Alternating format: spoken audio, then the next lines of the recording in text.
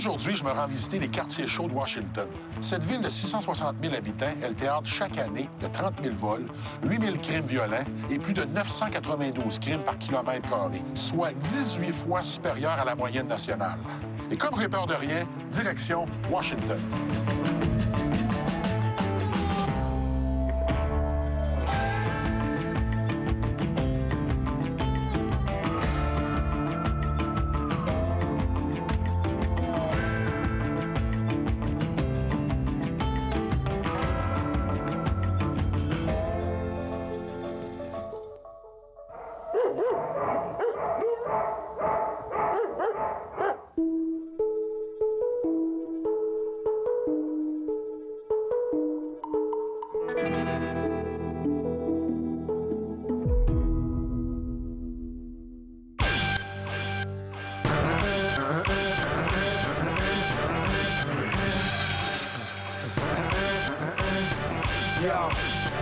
Sometimes I have to question my ability. Is it really worth pursuing a career with no stability? 1 minute you're here, next minute you're gone. It's like you just disappear when they finish playing your song. Quand je me promène à Washington, ce qui est frappant, c'est l'aspect politique de l'endroit.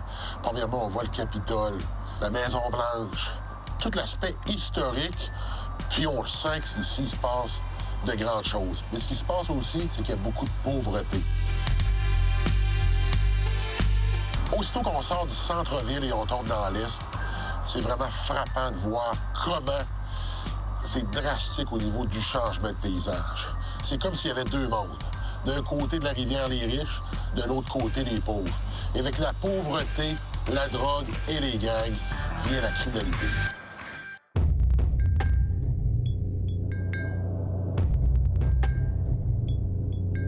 Lorsqu'on est à Washington, c'est une ville touristique. Il y a beaucoup de gens de partout dans le monde qui viennent ici, et avec raison. Et lorsqu'on se demande un endroit où il ne faut pas aller, parce qu'il y en a, c'est Langston Terrace. Je me promène dans le projet. Ce qui est remarquable, c'est qu'il y a du monde, puis il y en a beaucoup. Des gens qui sont là à rien faire, qui se tiennent sur le bord des portes. Il y en a qui sont dans le parc. Il y en a qui sont à l'entrée du projet. Il y a beaucoup de va-et-vient. On sent qu'il y a de l'action, pas nécessairement pour les bonnes choses.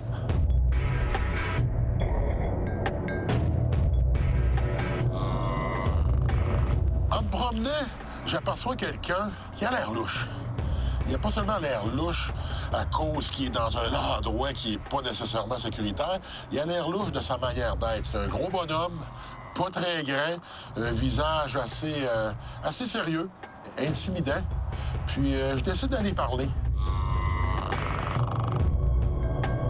So Timmy, we're in the Langston project here. Yeah. Which part of town are we at? Northeast. Northeast? Yeah, northeast. How tough is this neighborhood? Yeah, real tough. Real tough. It used to be dangerous in the early 80s. Were you living here while it was really going on? Yeah. So what was going on?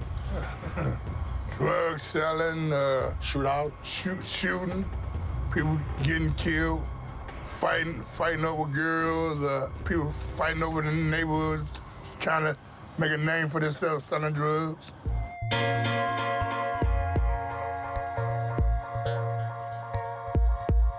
Did you get involved?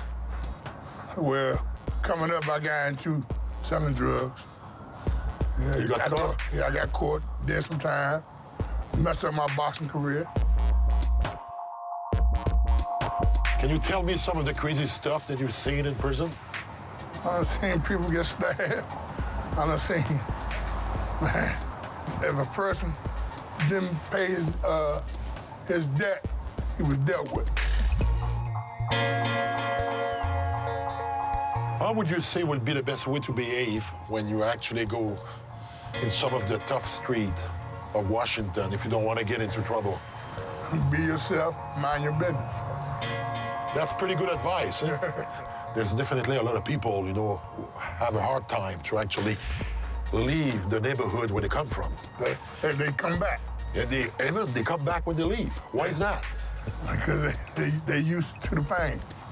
Used to the pain. So they love the pain. Yeah, they love the pain. So what would be your advice to the kids? Leave, don't come back. Leave, don't come back. Don't come back. Thanks, TB. Make a better person for yourself. Thanks. All right.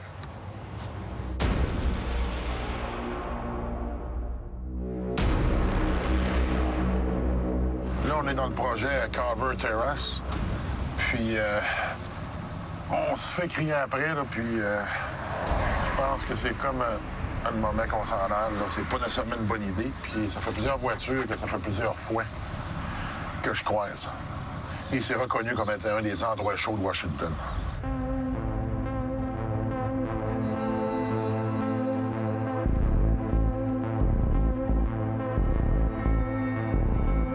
Washington, le soir, c'est très beau. Beaucoup de lumière, des monuments historiques, le parc, la rivière. C'est vraiment quelque chose à voir.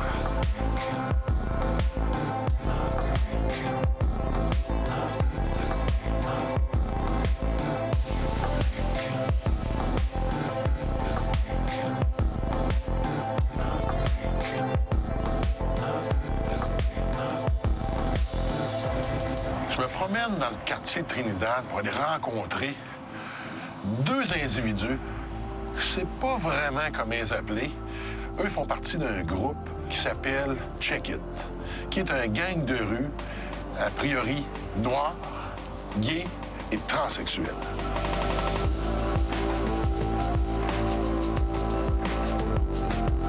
So you're part of a gang called Check It. Right. Can you tell me about the gang? Some people, you know, being gay, as they say, people gay, faggies, whatever, you know, people like to pick on people like that, you know what I'm saying? So it wasn't more so of a gang. We never called ourselves a gang. We always called ourselves as a family. We started coming off like a little aggressive to people, so like they started calling us a gang and stuff. I mean, we did do stuff like that gangs do, but not like as violent as like, you know, like the Bloods and the Crips and stuff. Like, Right. It ain't like that. It's more so family with us and protection. Nobody mess with you now. No, nobody. It's We're not not gonna too say much. nobody Yeah, we're not mad. gonna say that. It's It's you like, got people here and there that tend to pick with people, like Yeah, say or slick say- comments, and like, I'm just like the type of person, we the type of people like, we don't let slick comments go. How bad those streets are? they're very bad around here. It's a high rate of killings around Yeah, here. shootings and stuff. Oh, yeah? So basically, it's not safe for us to be here at night. No, I mean, no, not really, but no. Well, it depends on the time and moment, right place and anything. Being at the wrong At the wrong place. It can happen time. any It just- minute, any second. Like right now, as we speak, anything can happen right now. That's how bad. Right here? Anywhere in this neighborhood, you see me standing right here, yeah, right here. Is that okay if we go check out some of those neighborhoods? Actually drive the street there? Too bad. Driving around. Around here. Yeah? Yeah, we could. You can show us some spot? Yeah, where we like hang out Yeah. and stuff like that.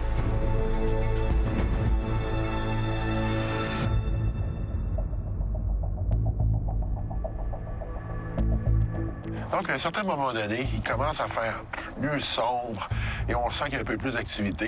Le quartier est un peu plus dangereux, donc on décide de prendre le camion et d'aller se promener dans le quartier Trinidad.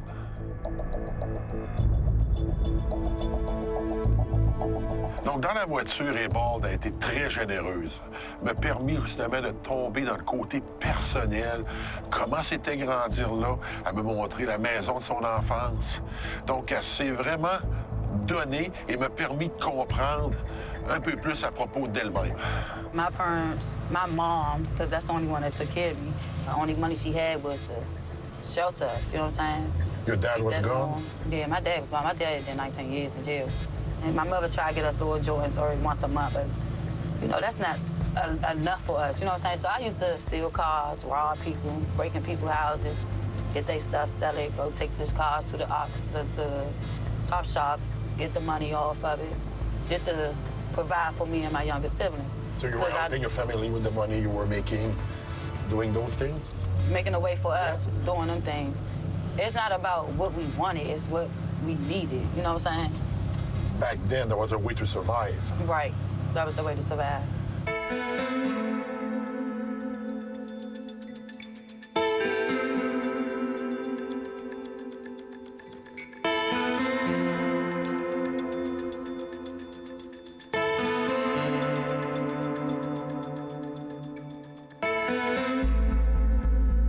you get caught selling drugs? No. Never? Nope. Only thing I got caught for was stealing cars. And when I did get caught, I got sent to the juvenile facility. They asked me questions, I guess because I didn't snitch. They Title 16 me. Title 16 means getting charged as an adult. I was a juvenile, got charged as an adult, had to go to the big jail. And when I got to the big jail, being as though I was underage, everybody else 18 and older, being as though I was 17, I couldn't be in population. So what happened? So being as though I couldn't be in population, I was on 23-1. 23-1 is in your room for 23 hours and you only come out once an hour. And that right there alone just was crushing, you know what I'm saying? Didn't have no support, nobody to come see me. The ones I was there for, nobody came to see me. Now my mother don't even do nothing for me now. It's being as though I got locked up. No, our bond is just gone out the window now. Mainly from this street on down to the end of this block. Yeah. These are the streets that you really don't want to be on. So we can get off the car here? No. First of all, you know how people, drug dealers is, and you know, a lot of people that's out here still on the streets, and then they see me in a car with you know what I'm saying? What they would think. You look like a fed. And then another thing, we in a tenant car and be driving slow. You can get shot at any given moment just because they don't even know this truck. You know what I'm saying? You're getting me nervous now. Yeah, don't stop right here. You need to drive fast.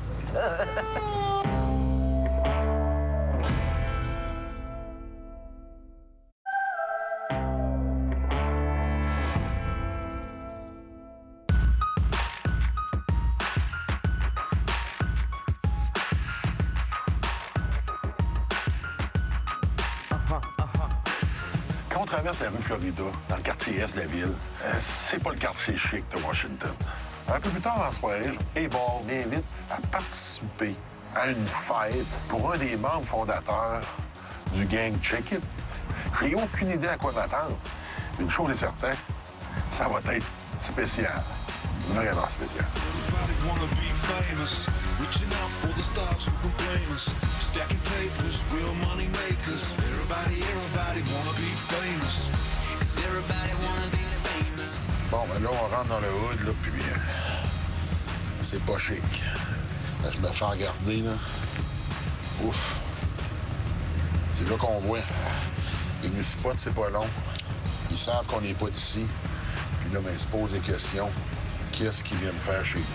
Quand on arrive sur place, c'est vraiment le zoo, là. Il y a du monde dans la rue, il y a de la musique, ça parle fort. Et là, je rencontre Star.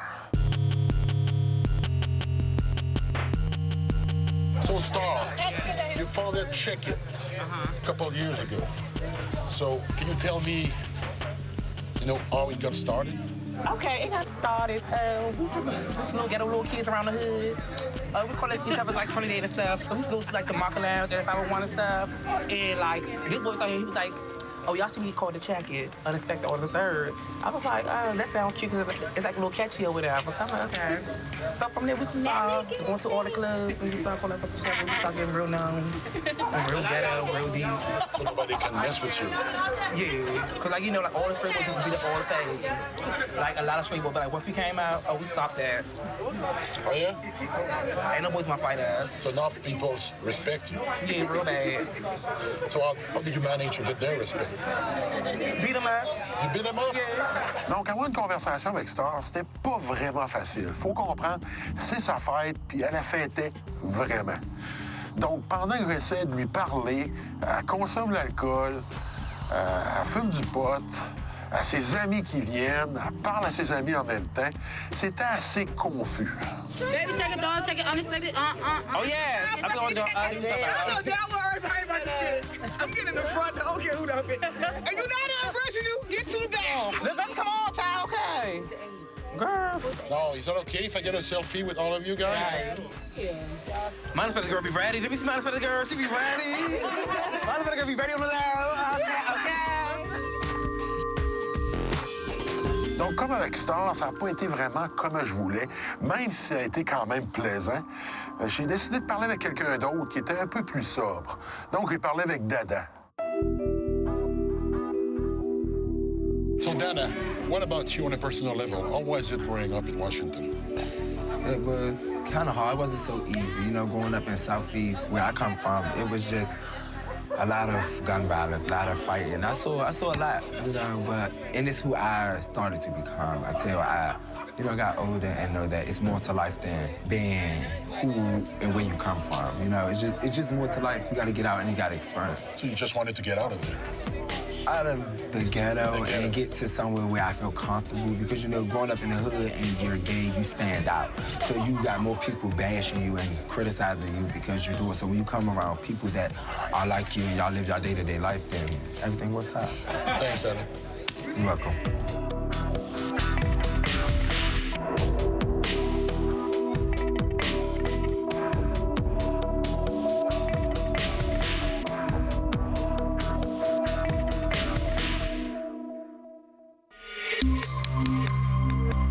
Donc, après avoir quitté les bars, je décide d'aller me promener par moi-même dans le neighborhood. Pour moi, c'est vraiment si dangereux que ça.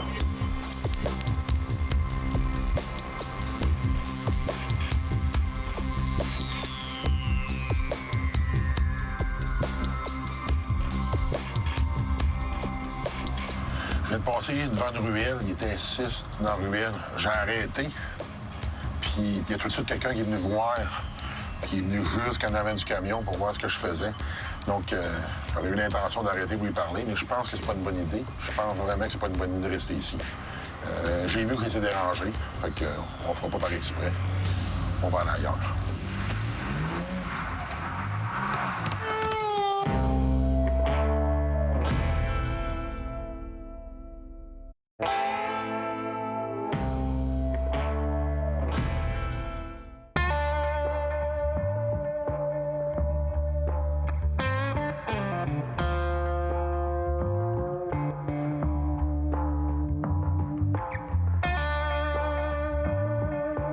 Comme j'adore être dans un quartier lugubre, je sors pas du côté est de la ville. Puis là, je continue à me promener, mais c'est une journée où il pleut à boire debout. Fait qu'à un moment donné, c'est le fun d'aller se réchauffer.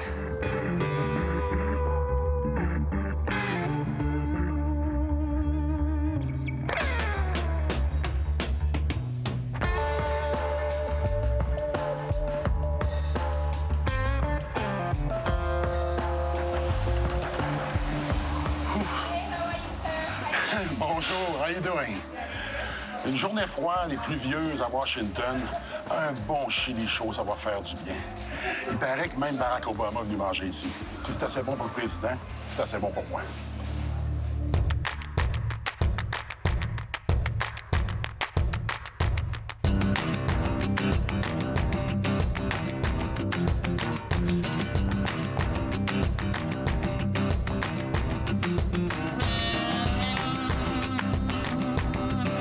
So, Ben, this is a family business.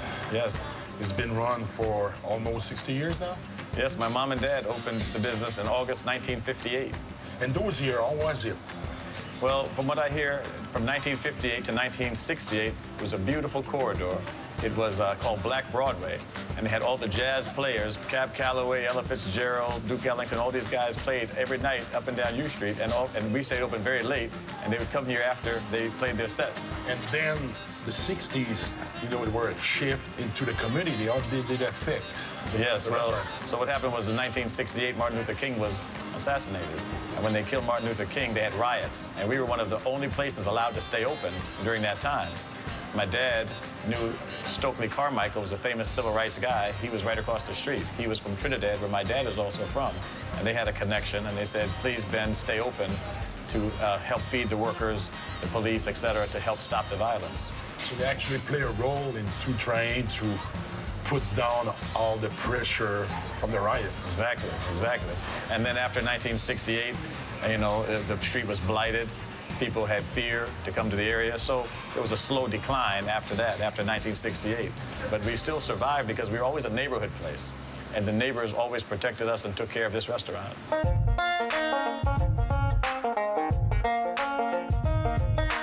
You know, when Obama got inaugurated, he came here. It was 10 days before the inauguration, and so it made national headlines. So 10 days later at inauguration, there was a line for 2 hours for the entire week of inauguration in the middle of the winter. And we were just so you know, it was inspiring. It was so humbling for us.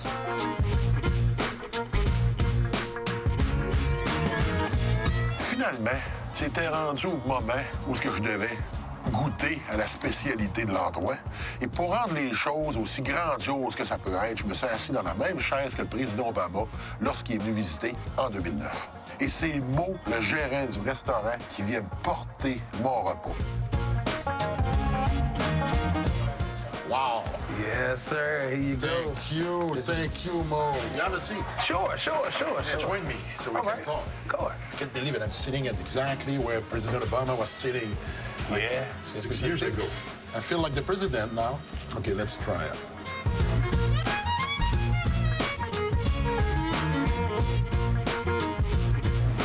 What you think? C'était bon. Le chili était excellent. Mais ce qui était vraiment bon, c'est la saucisse qu'ils mettaient dans leur hot dog. Encore une fois, je suis pas nécessairement un amateur de hot dog, mais la saucisse était bonne. See, our sausage is different from other sausages. Because what they do with most sausages, they put it in the casing, then they smoke the meat. Not us. We smoke the meat first, then we put it in the natural casing, and then we smoke the meat again. It gives it the extra flavor and the pop when you bite it. Yeah, there's a pop and there's a lot of flavor into it. That's come from smoking it twice. Now, since you're presidential, just like the president, first thing I asked him, do you mind, sir, if I take a picture with you? That'd be my pleasure. All right. Selfie with Hugo. Thank you, Mo, sir. thank you very much. Yes, sir. I'm gonna let you enjoy. Thank you very much. All right. Bon, je suis assis à la place du président. Je mange la même bouffe que le président. Finalement, Washington. J'aime ça, moi.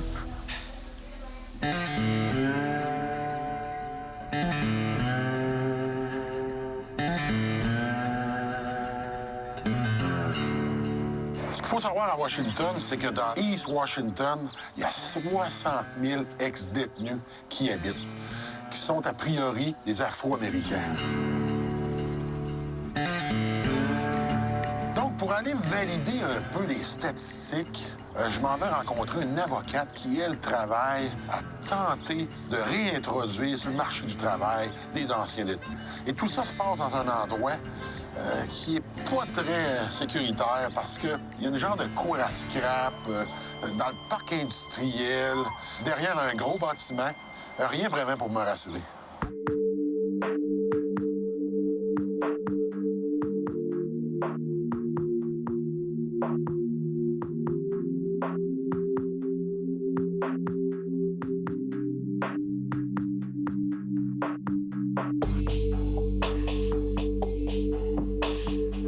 Penelope, can you tell me about your occupation?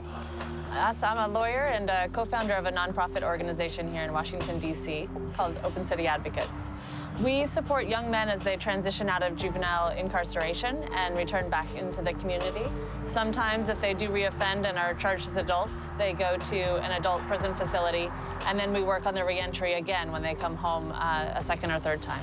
What attracted you to work with that crowd? I really wanted to do international work, and I came here to Washington, D.C. for law school. As soon as I got here to D.C., I began looking around and realizing that there was so much need right here, not only in the United States, but right here in the nation's capital.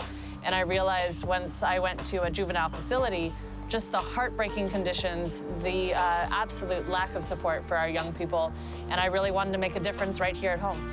In Washington, D.C., about 30% of the young people who have been locked up reoffend within a year. It's hard to come home. We don't have a long-term prison facility, so if somebody has to serve 6 or 12 months or even more, they get sent all over the country, as far away as Texas or California. So when they come home, the city's changed. It looks different. Their friends and family they haven't seen for 5, 10 years. And they're trying to come home and put their feet back on the ground and plant roots again, but it's like starting over completely. How do you explain the difference between this side of the river and the other side? Oh, well, that was what was most striking to me when I first moved to Washington, D.C. It is an absolutely divided city. In deep southeast D.C., you see just deep poverty. Then you travel to the upper northwest of Washington, D.C. It's very well educated, predominantly white. And honestly, both sides of the city don't know hardly anything about the other side of the city. When I first started doing the work, I brought some young people up to upper northwest D.C., and they were looking around and saying, oh my gosh, this is Washington, D.C.? I've never been here. Or they would see a really big house or an embassy and say, kidding me.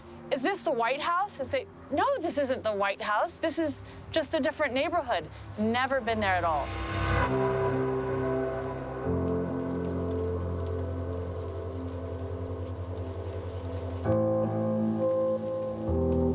You really have a very rich city west of the river that is just so full of resources, and the east of the Anacostia River that is just in such need in so many ways. There's no theater, there's no sporting events, there's just no draw. And so part of what we do at Open City Advocates is to try to be a bridge. We need the folks that are making policy decisions and that are in positions of power at their jobs to come east of the river and see the challenges that the population east of the river are struggling with. Is there any goodwill of building that bridge?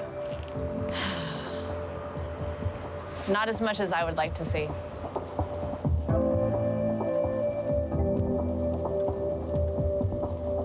Why are we meeting here? We're meeting here. It doesn't look like much, but to me, it's a fantastic place to meet because it's where one of our young people has found a job and is working really hard.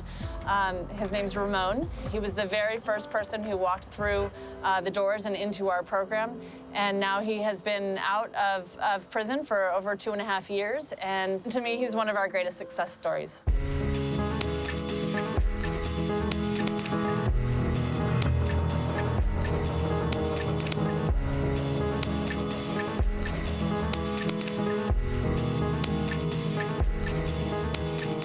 So, Ramon, can you tell me a bit about you? Grew up in Southeast Washington, D.C. I was born and raised here, actually. And I came upon some trouble as a juvenile, I went to the juvenile detention facility for a year or so, And I got out, and I started working as a courtesy clerk at Safeway. It was my first job, actually. And then I had numerous jobs after that. And then I receded back into my old ways, and went to the feds, did some time there, and actually got out this time and got on the straight and narrow path. Been out 2.5 years now. So would you say then some people who talked to me told me that they couldn't get a job because they had a criminal record? Then they're making an excuse for themselves. Yeah, definitely. For not getting a job. Definitely. So there's always a job if you want to work. Yeah, I had over 20 jobs and I got felonies. Oh yeah? Yeah. Ramon, c'est un Afro-Américain typique des ghettos qu'on retrouve dans les grandes villes, qui a été judiciarisé à un très jeune âge et que lui, sa soif de vouloir sortir de son quartier a fait en sorte qu'il a exécuté plusieurs travails, plusieurs séjours aussi en prison, mais il n'a jamais abandonné. Seems to be tough to get out of your... Yeah, I know. Yeah, especially when that's with all you knew growing up, but I was fortunate to have my mentors, help me, and then give me the motivation to do other things, Why are we meeting here instead of meeting you where you live? Perception is everything. A lot of people, they see me with cameramen, first thing they're gonna think, oh, man, is he working with the police? You're kidding me. Yeah, it can be pretty dangerous. You get killed for nothing. That's it. Just you being with us, having some camera around, could be just enough. Yeah. So they might think you're a snitch and might kill you for it. Yeah, exactly. Ramon, thanks a lot. Appreciate it. Donc, en parlant avec Ramon, ce qu'on comprend, c'est que c'est difficile de sortir du quartier dans lequel on est né ou on a été élevé. Premièrement, parce qu'on s'y sent à l'aise. Et deuxièmement, c'est qu'aussitôt qu'on sort de notre zone de confort, qui est, dans leur cas, leur quartier, on tombe dans des endroits qui sont très hostiles. Quand on parle de sécurité, on parle aussi de sécurité physique, on parle de sécurité mentale aussi.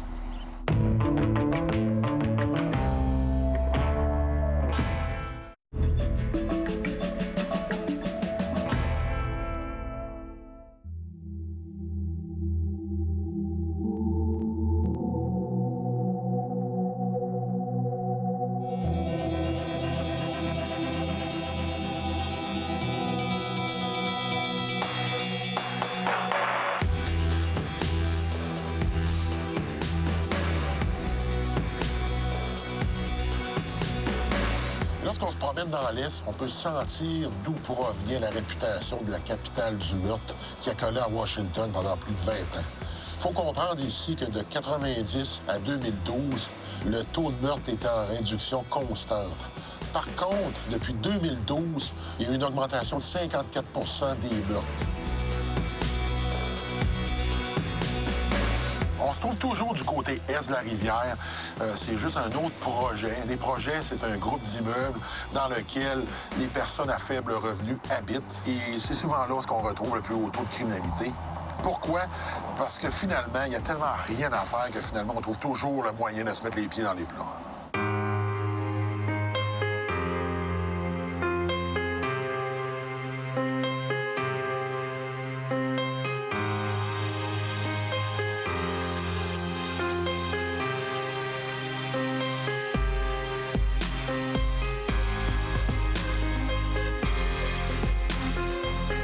Tariq, can you tell me about Keep It Real movement? Keep It Real movement is started in 2009. It was a daylight shooting over in one of the properties, one of the areas rather that I work in. It was asked upon me by one of the residents, is anybody gonna do anything? And she had stated that the kids really needed somebody to, I guess, talk to and just sort of work through what was going on, you know, in reference to the violence and things of that nature. It was like, pretty much at that moment, it was an epiphany to where I felt like it had to really just come into being. Tariq n'était pas nécessairement l'individu auquel je m'attendais. C'est pas un gars de gang. Oui, il y a eu des moments difficiles, mais a décidé très tôt de se donner corps et âme pour tenter d'aider les jeunes à sortir du ghetto. So which part of town are we standing at now? Right now, we're in Ward 7 in D.C. You got robberies going on. I mean, I get the alerts for robberies all the time. You got known areas around here where they sell drugs. You know, it's shootings going on almost every other day.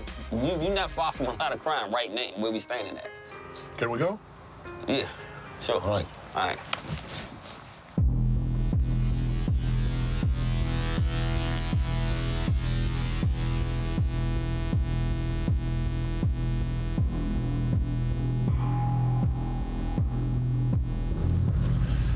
Donc, on va le suivre parce qu'il voulait pas embarquer avec moi pour pas se brûler dans le hood.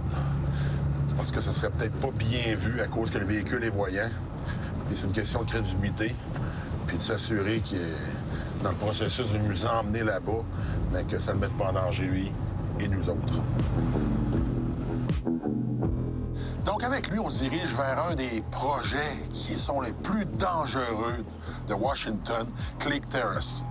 C'est tellement dangereux qu'on n'est pas admis à l'intérieur même des bâtiments qui fait le périmètre extérieur du projet. This is where basically this was the reason they got Keep It Real started. So what happened? It was a beef between this neighborhood and a rival neighborhood, or community rather, and it sort of got out of hand. The daylight shooting, kids just getting out of school. And one of the individuals that got shot was a kid that got caught, I guess, in the crossfire. But a lot of tension was in the neighborhood at that time.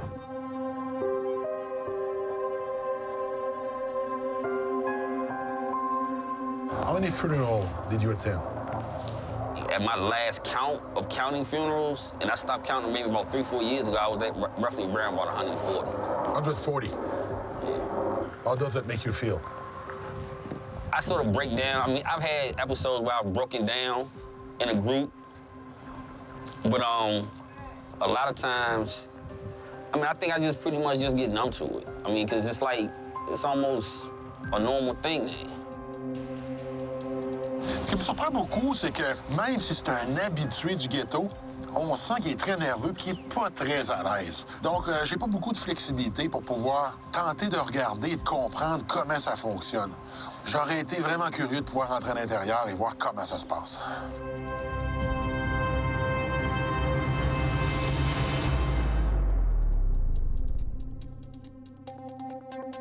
À un certain moment, on a commencé à se faire regarder, puis on a rapidement compris que c'était le temps de partir.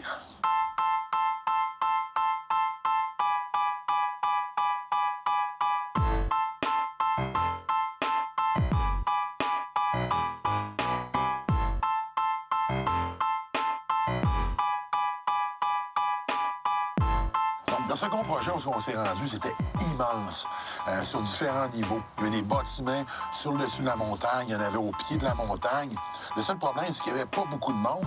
C'est pas grave, ça m'a permis de parler avec Tariq et d'être à un niveau un peu plus personnel, de façon à mieux comprendre c'est quoi la vie dans les ghettos de Washington. Hey, what's up? We need to link. We can definitely link up, but that's my contact information. All right. Tariq. All right. So, it's all cool? Yeah, we good. We good.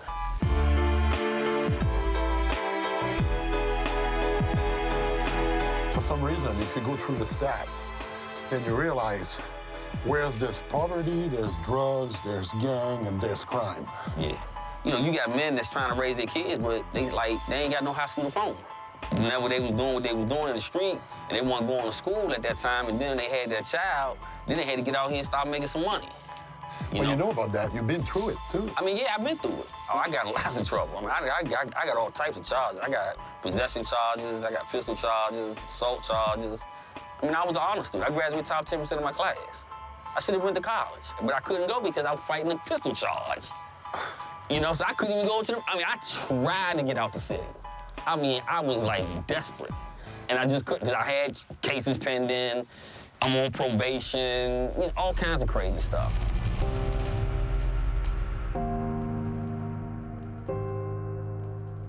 Would you say that you have that urge to do good because at some point you missed out on the opportunity because of bad choices? Yeah, I think so. Because I think a lot about that. But at the same time, I also got to realize, and I've had to come to realize that a lot of those bad choices was probably meant to be. You know, I need to go through those things. I need to experience that stuff. You know, I need to go through the court process. I need to go through being shot, you know, and all that. I mean, I had to experience that so it can make me a better person to get out here and do what I'm doing. Because there's probably other kids just like you who wants to get out, but they don't have the tools. No, they don't. And that's how I step in. I mean, I live fondly on the aspect of saying a closed mouth don't get fed. But a lot of times you find that in dealing with the population that I deal with, they've been shut down so much that they don't feel like they got a voice. So I sometimes find myself being that voice. Would you say no voice or no hope? With no voice is no hope. If you don't speak up, you ain't got no hope. Respect.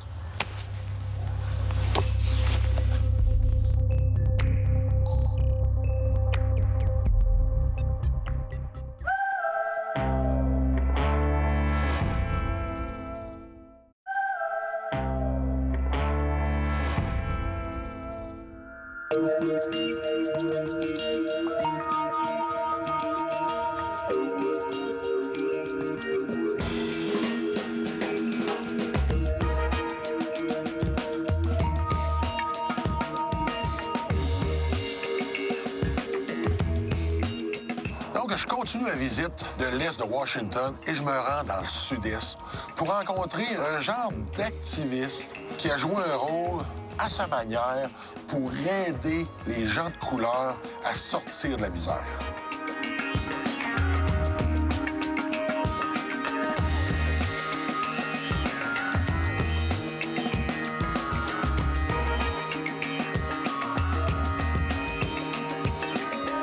À Washington, la lutte à la criminalité a un nom, elle s'appelle Ron Moten, un ex-criminel qui a fondé dans les années 2000 Peace Olix, un groupe d'intervention qui a grandement contribué à ce que la ville de Washington perde son titre de capitale du meurtre.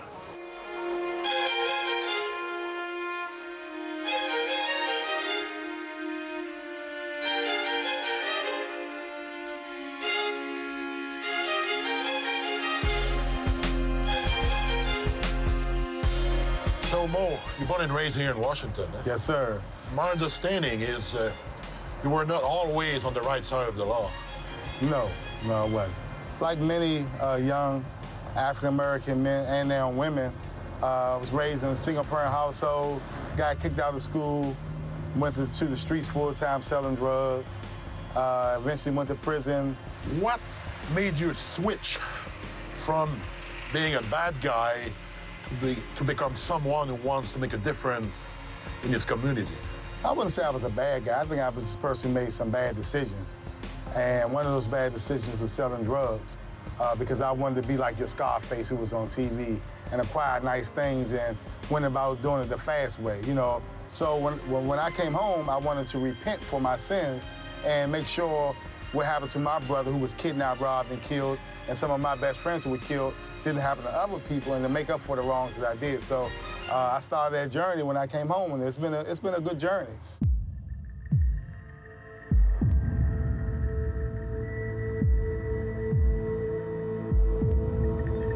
Donc, on part ensemble et on découvre le quartier.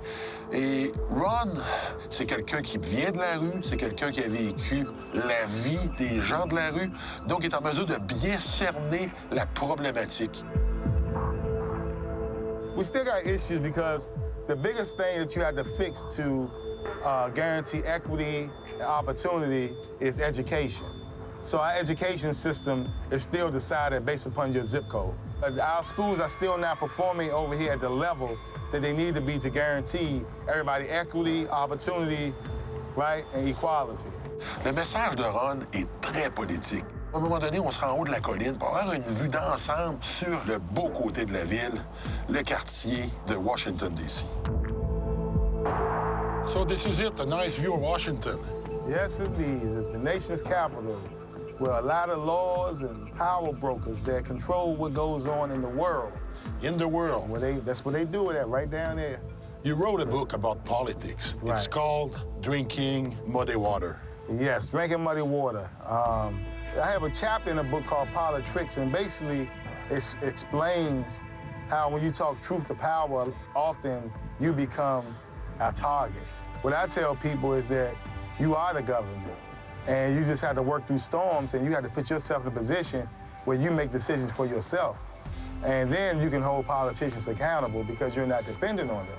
But as long as you depend on them, even I depended on them because the funding for my program came from them. So how do you talk about the same people who feeding you? That's where they look at it, even though that's the taxpayers' money. So I just learned that you try to be more self-sufficient. Finalement, la perception de Ron du problème est extrêmement politique. Par contre, il faut faire attention. On parle ici d'un individu qui a reçu 5 millions de dollars pour supporter son groupe et organisme. Oui, il y a une implication qui a été très forte dans sa communauté, et en même temps, on peut dire qu'il en a aussi profité. If you're taking their money, you got to go by their rules and their laws. So basically, you were working for them. Exactly. I was working for the people. You were working for the people, but they were calling the shots. They were calling, well, they tried to call the shots. I didn't let them call the shots. I understand that. That's why what they wanted you to do. Exactly. See, the problem with government is government can't love.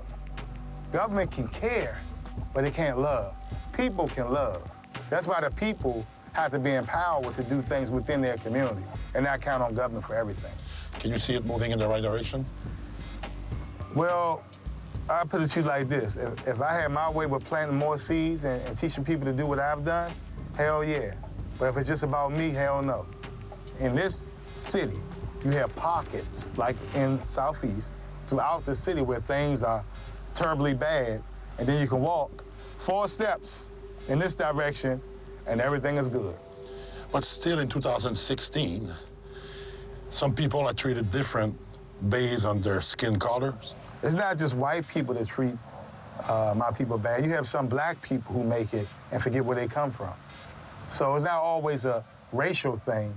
Sometimes it's a class thing. Class thing. Yes. Thank you. All right.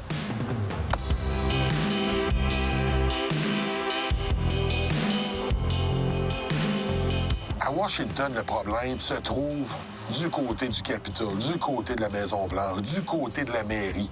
Ceux qui se graissent les mains au lieu de régler les problèmes de la population locale.